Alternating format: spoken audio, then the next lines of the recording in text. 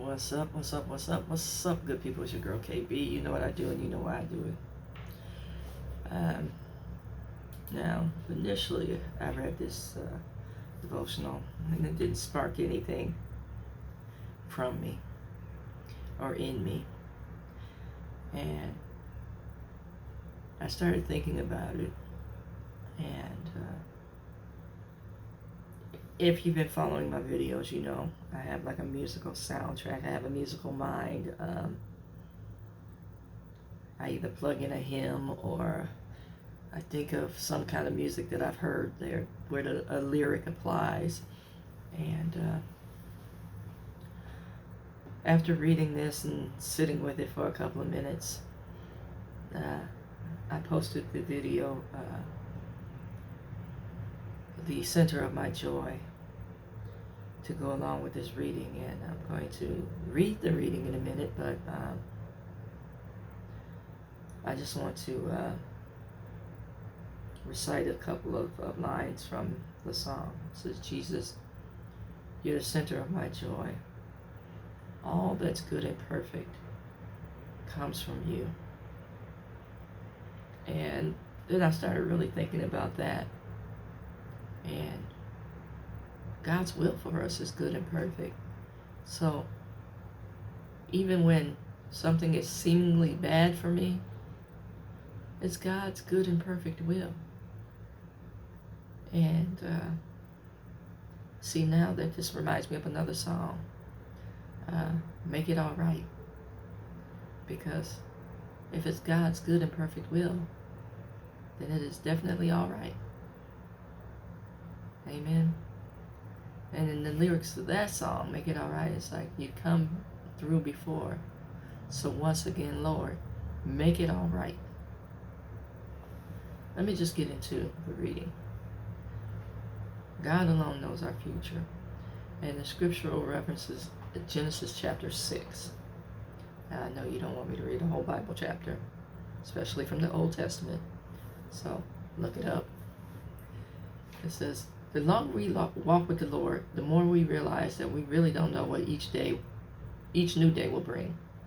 A phone call can come in the middle of the night, shattering our joy. Suddenly everything changes. It's amazing what a knock at a door can bring, or what the opening of a letter can do. Now, back in the day, I'm this year's old, back in the day, that phone call in the middle of the night brought a sense of panic and dread. And if it was a long distance call, everybody immediately went to prayer. And a telegram, if a telegram came to your house, whoa. So that's how old I am. And I know my world shifted in May of last year when, I received a phone call that my mother had been admitted to the hospital. And life just changed instantly, because I had spoken to her the day before and she was fine. And a switch just went off.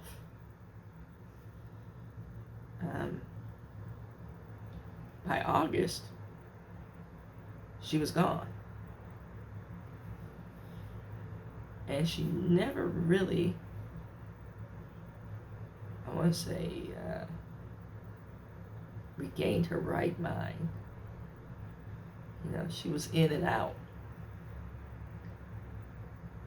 She wasn't able to track like she used to.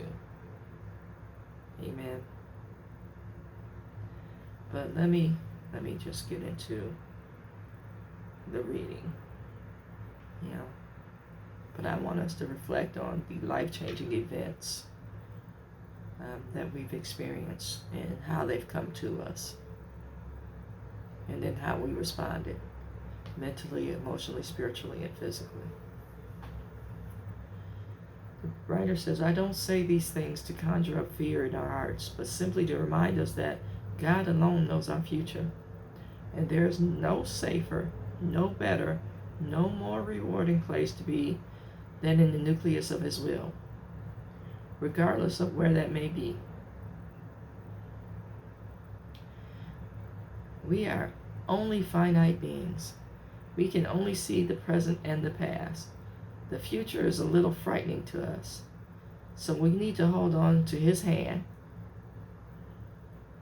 Okay, I'm looking in the camera because hold to His hand, God's unchanging hand. You know the song. Build your hope on things eternal. Okay, let me go back. Y'all know I can't sing, so please forgive the frog voice and the off key. Never mind. So we need to hold on to His hand and trust Him to calm our fears, to calm the seas, to calm the storms. Oh, the hymns and songs that come to mind. And at those times when we're stubborn and resisting and God shakes us by the shoulders to get our attention. Stubborn and resisting.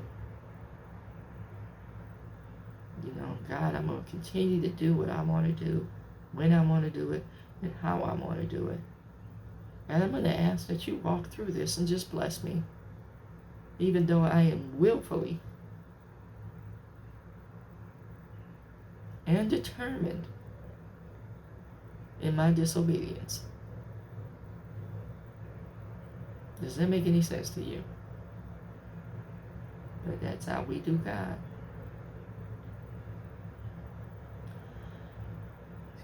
Let me get back to this. And those times when we're stubborn and resisting and God shakes us by His shoulders to get our attention, we're reminded that we don't call the shots.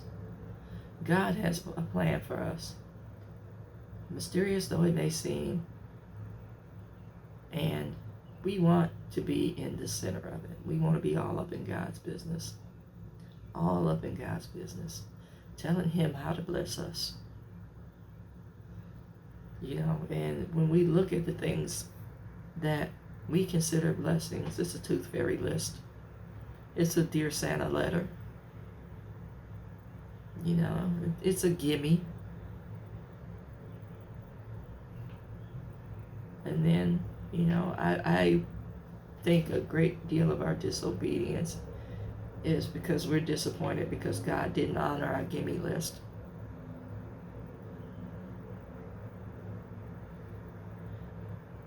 The ending line of this reading says, all the risks notwithstanding, the center of His will is still the safest place on earth to be. Are you walking in God's will? It's a simple question. You know the answer. And if not, what would it take to get you there? Hopefully it's not one of those phone calls or letters. You know, I think it's a blessing to have the opportunity to freely walk in the will of God, as opposed to having circumstances push you into the will of God. Life is going to do what life does. People are going to be people-y. And again, I would hate to think that, you know, you had the opportunity to do. I want to say, humble yourself. And go before God and say, I messed up. That, to me, is integrity. As opposed to, you know, being more broken by life. Not saying that, you know, God doesn't work with broken things. We're all broken or cracked or, you know, have some kind of faults, frailties, insecurities. That's our brokenness. And the world will continue to break us. But if you have the opportunity to go to God, take it. So, like I said, as life does go on and shows up and you do get that phone call or letter, you won't fall apart as bad as you thought you would. Amen.